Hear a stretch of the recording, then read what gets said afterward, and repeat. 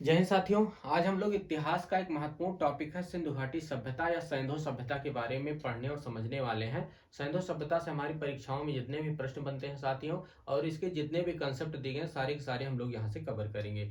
तो चलते हैं साथियों सिंधु घाटी सभ्यता में और चीज़ों को समझने की कोशिश करते हैं।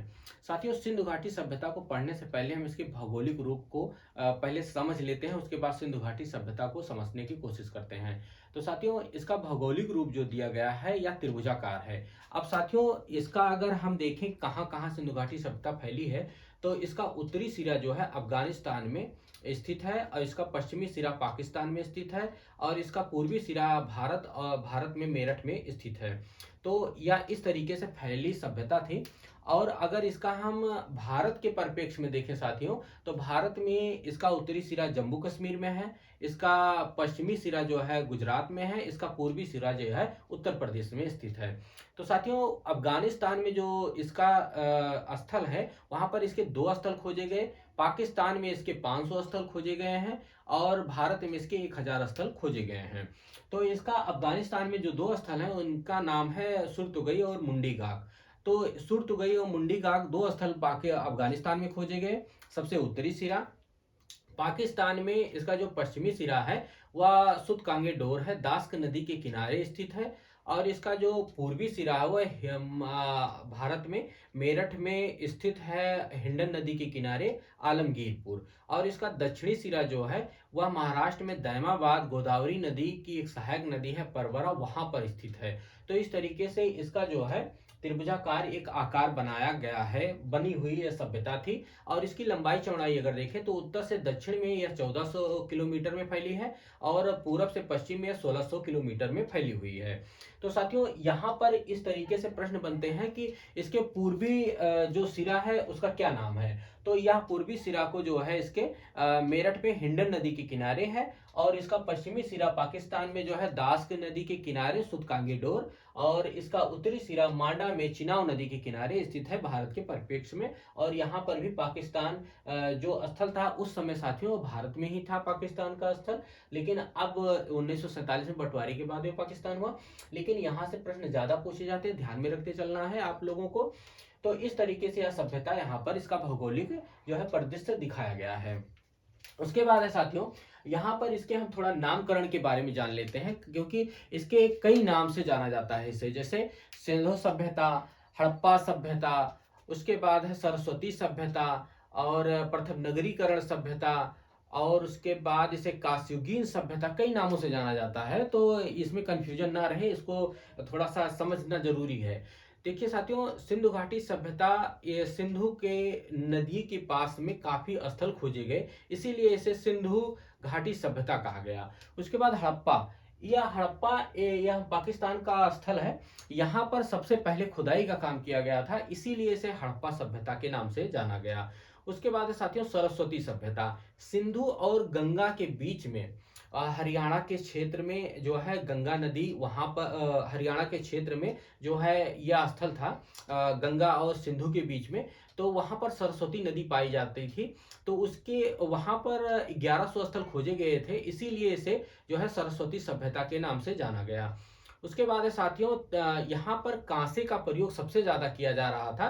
कांसा एक मिश्र धातु होती है, क्योंकि इससे पहले इनके द्वारा जो है तांबे का प्रयोग किया जा रहा था, लेकिन तांबा और टिन मिलाकर कांसा बना गया। तो कांसे का प्रयोग यहाँ पर सबसे ज्यादा किया गया, इसीलिए इसे कांस्ययुगीन सभ्यता के नाम से भी जाना गया। उसके बाद है साथियों, यहाँ पर प्रथम नगरीकरण सभ्यता के नाम से जाना जाता है, इसलिए क्योंकि यहाँ पर मानव के द्वारा अच्छे खासे नगर का जो है सुव्यवस्थित नगर बनाए गए थे। यहाँ पर पक्की सड़कें पाई जा रही थी, यहाँ पर पक्की नालियां पाई जा रही थी, इसलिए इसे जो है प्रथम नगरीकरण सभ्यता के नाम से भी जाना जाता है। उसके बाद है साथियों, हम यहाँ पर देख लेते हैं कि उस समय ब्रिटिश जो है क्या सिंधु घाटी सभ्यता के बारे में क्या क्या चीजें उनके द्वारा खोजी गई थी और क्या क्या वो लोग यहाँ पर जो है सिंधु घाटी सभ्यता के बारे में बताते हैं, ब्रिटिशों के बारे में।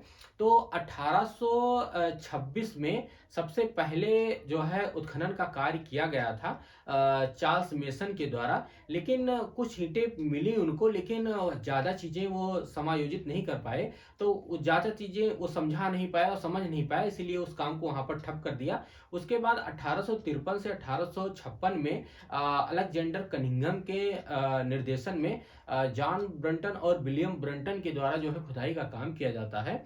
तो वो ये लाहौर से कराची में जो है रेल की पटरी बिछाने का काम कर रहे थे। तो वहां से काफी चीजें मिलती हैं, कुछ ईंटें मिलती हैं, लेकिन उनके द्वारा भी ज्यादा कुछ चीजें समझ नहीं पाए, इसीलिए उनके द्वारा भी इस उत्खनन का कार्य को बंद कर दिया गया था। उसके बाद साथियों 1921 में चार्ल्स मार्शल इंग्लैंड से जो है पुरातत्वविद नियुक्त होकर आते हैं और उनके द्वारा उत्खनन का कार्य प्रारंभ किया जाता है। लेकिन चार्ल्स मार्शल के द्वारा ये बात समझ ली गई थी कि अगर यहाँ पर खुदाई करना है भारत में, तो सबसे पहले किसी ऐसे व्यक्ति की खोज की उन्होंने जो भारत को अच्छी तरीके से समझता हो, क्योंकि जो चीजें मिलती वो भारत के ही लोग ये चीज बता सकते थे कि ये क्या चीजें हैं। तो इनके द्वारा जो है दयाराम साहनी को जो है सहायक अध्यक्ष बनाया जाता है। उसके बाद दयाराम साहनी के द्वारा जो है सबसे पहला जो स्थल था वो हड़प्पा जो है वहां पर खुदाई का काम किया गया था। तो इस तरीके से ब्रिटिशों के द्वारा नामकरण और इसके भौगोलिक परिदृश्य को जो है हम लोग यहाँ पर समझते हैं। उसके बाद साथियों चलते हैं हम स्लाइड पर। अब यहाँ पर तिथि दी गई है, रेडियो कार्बन के द्वारा जो है तिथि निर्धारण किया गया है इसका 2300 से 1700 ईसा पूर्व यह सभ्यता फल फूल रही थी। मतलब कि 4500 वर्ष पहले यह सभ्यता फल फूल रही थी। इसका आकार त्रिभुजाकार है और 20 लाख वर्ग किलोमीटर में, कहीं कहीं 22 लाख वर्ग किलोमीटर में यह सभ्यता फैली हुई है। कहीं कहीं 22 लाख भी बताते हैं और या 20 लाख, तो हम 20 लाख मान के चलते हैं कि 20 लाख वर्ग किलोमीटर में सभ्यता फैली हुई थी। अगर इसकी जलीय सीमा की बात करें तो 1300 किलोमीटर में इसकी जलीय सीमा है। और इसकी समकालीन सभ्यता साथियों मिस्र की सभ्यता और मेसोपोटामिया की सभ्यता, ये दो सभ्यताएं इससे जुड़ी हुई सभ्यता थी। साथ में अगर तीसरी सभ्यता की बात करें तो हांगो नदी के किनारे जो है चीन की सभ्यता भी उसी समय इसका भी विकास हो रहा था। लेकिन वह सभ्यता हमारी सभ्यता से कटी हुई थी, क्योंकि तिब्बत के उस पार वह सभ्यता थी। तिब्बत की ऊंचाई बहुत ज्यादा होने के कारण और इधर हिमालय होने के कारण वह सभ्यता यहाँ से वहां आदान प्रदान नहीं हुआ करता था। लेकिन यहाँ पर इन सभ्यताओं में यहाँ की कुछ संस्कृत वहां गई, वहां की कुछ संस्कृत यहाँ आई। तो ऐसा इस प्रकार समानताएं भी दिखती हैं लेकिन अंतर भी है। तो यहाँ पर इन्हीं सभ्यताओं से काफी प्रश्न बनते हैं, क्योंकि यहाँ की कुछ चीजें यहाँ गई, वहां की चीजें यहाँ पर आई। तो आदान प्रदान होने के कारण यहाँ से प्रश्न काफी पूछे जाते हैं इसके समकालीन सभ्यताओं से। तो साथियों यहाँ पर अगर थोड़ा अंतर देख लेते हैं, जो मेसोपोटामिया की सभ्यता थी, मेसोपोटामिया में पुरोहित वर्ग जो है का वर्चस्व था, लेकिन सिंधु घाटी सभ्यता में मात्रात्मक सत्ता का वर्चस्व था। यहाँ पर सिंधु घाटी सभ्यता में जितने भी चीजें लिखी गई वो भाव चित्रात्मक थे, लेकिन यहाँ पर मेसोपोटामिया में वो चीजें किलनुमा लिखी गई थी। यहाँ पर मंदिर के साक्ष्य भी मिलते हैं, लेकिन हमारे सिंधु घाटी सभ्यता में कहीं मंदिर के साक्ष्य नहीं मिलते हैं। यहाँ पर मेसोपोटामिया में अक्सर जो है गांव के साक्ष्य मिलते हैं, लेकिन सिंधु घाटी सभ्यता में गांव के साक्ष्य नहीं मिलते हैं। तो इस प्रकार से काफी अंतर यहाँ पर पाया गया सिंधु और मेसोपोटामिया की सभ्यता में। उसके बाद है साथियों हम चलते हैं अब जो है अपने हड़प्पा। यहाँ पर साथियों जो पढ़ना है उसको भी जान लेते हैं पहले। यहाँ पर जो 7 नगर दिए गए हैं बहुत इंपॉर्टेंट है, जैसे हड़प्पा है, मोहनजोदड़ो है, कालीबंगन है, लोथल है, उसके बाद धौलावीरा है और चहूदड़ो है और बनवाली है। तो ये 7 स्थल ऐसे हैं जहाँ से काफी प्रश्न यहाँ से बनते हैं और हमें पढ़ना यहाँ पर सिर्फ यहाँ पर उत्खनन में जो चीजें पाई गई हैं उन्हीं को सबसे ज्यादा मतलब कि याद करना होता है और वहीं से हमारे प्रश्न बनते हैं। तो साथियों इस तरीके से यहाँ पर जो है प्रश्न बनते हैं। तो पहला स्थल हम पढ़ते हैं यहाँ पर हड़प्पा।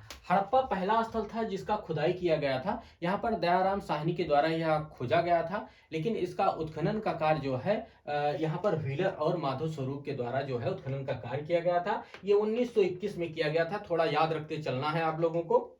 1921, क्योंकि पहला स्थल था। कभी कभी इसकी डेट भी पूछ लिया जाता है कि कब खोजा गया, कब इसकी जो है खोज की गई थी, 1921 में। उसके बाद इसका जो स्थान है हड़प्पा का, यह पाकिस्तान के पंजाब प्रांत में है। साथियों यहाँ पर प्रांत को भी समझ लेना, या यहाँ पर पाकिस्तान में 3 प्रांत जो है, 3 प्रांतों में उसको विभाजित किया गया है। जो उसका ऊपरी सिरा है, अगर आप पाकिस्तान का मैप देखें तो उसका ऊपरी सिरा जो है उसे पंजाब प्रांत कहते हैं, और उसके नीचे देखेंगे तो आपको सिंधु प्रांत दिखेगा, और जब ईरान की साइड में आप पाकिस्तान को देखेंगे तो वहां पर उसका बलूचिस्तान का प्रांत दिखेगा। तो हमारा जब विभाजन नहीं हुआ था उस समय जो हमारा पंजाब था, हमारे पंजाब का जो मुख्यालय था वो लाहौर था। लेकिन जब उसका विभाजन हो गया तो हमारे पंजाब का मुख्यालय बना दिया गया चंडीगढ़। लेकिन वहां पर आज भी उनका मुख्यालय और उनका मुख्य शहर जो है लाहौर बना हुआ है। तो यहाँ पर वो उसी पंजाब प्रांत के जो है मोंटगोमरी जिला, मोंटगोमरी एक जिला है वहां पर, इस समय उसका वर्तमान नाम जो है साहिवाल है। रावी नदी के किनारे यह फल फूल रहा था हड़प्पा सभ्यता। अब यहाँ पर रावी नदी को ध्यान में रखते चलना है, क्योंकि ये कभी कभी यह पूछ लिया जाता है कि हड़प्पा सभ्यता का विकास किस नदी के किनारे हो रहा था, तो रावी नदी के किनारे हो रहा था। अब यहाँ पर साथियों दिया गया है, यहाँ पर नगर को 2 भागों में विभाजित किया गया था। यहाँ पर नगर बनाया गया है साथियों, इस तरीके से यहाँ पर नगर का विभाजन किया गया था। यहाँ पर जो पश्चिम दिशा में रहता था उसे दुर्ग कहा जाता था, और ये जो पूर्वी दिशा में रहता था उसे नगर कहा जाता था। नगर में आम वर्ग रहा करता था, जैसे यहाँ पर कारीगर रहा करते थे, यहाँ पर कृषक रहा करते थे, व्यापारी रहा करते थे। लेकिन यहाँ पर प्रशासनिक वर्ग रहा करता था, जैसे यहाँ पर राजा रहा करता था जो प्रशासन का काम देखता था। तो यहाँ पर प्रशासन का काम देखा जाता था, तो यहाँ पर कुछ यहाँ पर काम करने वाले कामगार यहाँ पे रहा करते थे, क्योंकि इनको भी यहाँ पर सफाई का काम, खाना बनाने का काम, या और तरीके से ऐसे साक्ष्य पाए गए कि यहाँ पर भी कुछ कामगार के साक्ष्य पाए जाते हैं। या जो दुर्ग था साथियों, दुर्ग टीला, इसको टीला बोलते हैं। दुर्ग टीला जो था ये काफी ऊंचाई पर बनाया गया था। ऐसा प्रतीत होता है कि यहाँ पर बाढ़ के पानी जो है यहाँ न पहुंच सके, इसीलिए इसे ऊंचाई पर बनाया गया था। और ऐसा भी हो सकता है कि यहाँ पर युद्ध का अगर कोई आक्रमण कर रहा है तो यहाँ पर जो प्रशासनिक वर्ग था यहाँ से लड़ने के लिए आसानी होती है ऊंचाई से, तो ऐसा भी सोचकर बनाया गया होगा कि युद्ध के समय यहाँ पर सुरक्षा ज्यादा बढ़िया रहती होगी।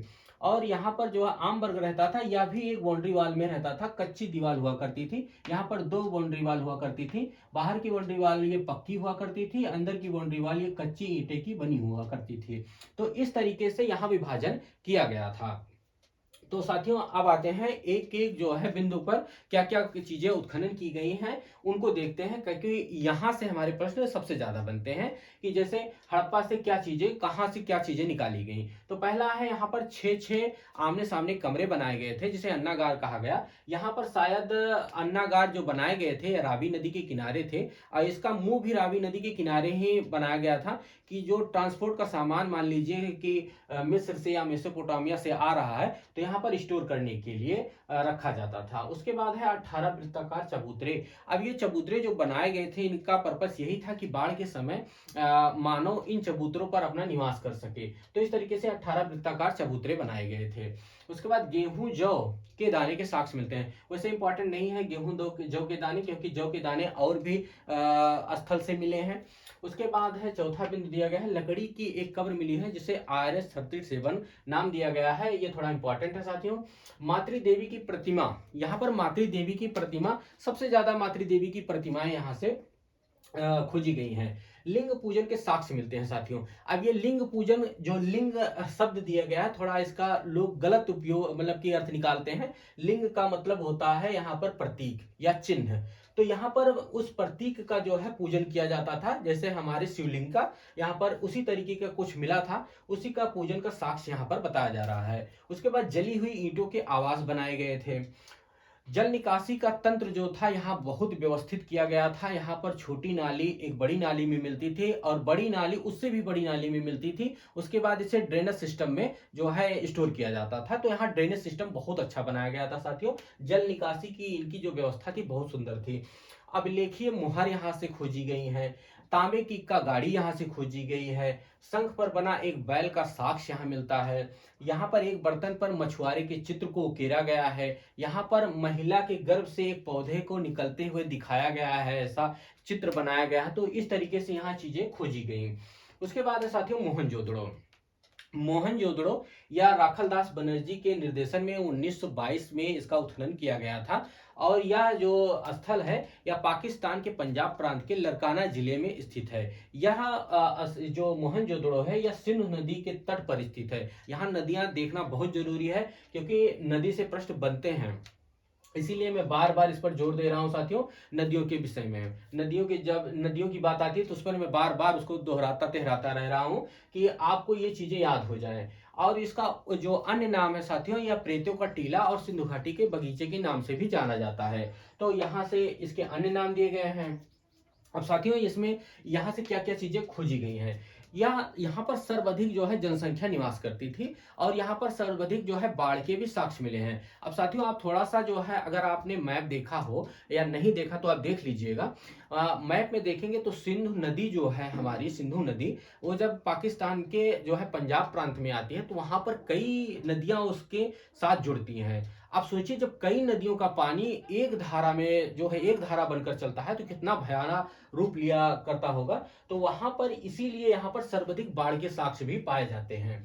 और यहाँ पर भूमध्य सागरीय भूमध्य प्रजातीय लोग पाए जाते थे। सबसे ज्यादा भूमध्य प्रजातीय लोग यहाँ पर पाए जाते थे। वैसे 3 प्रजातियां यहाँ पर पाई जाती थी, लेकिन यहाँ पर भूमध्य प्रजातीय लोग यहाँ पर पाए गए।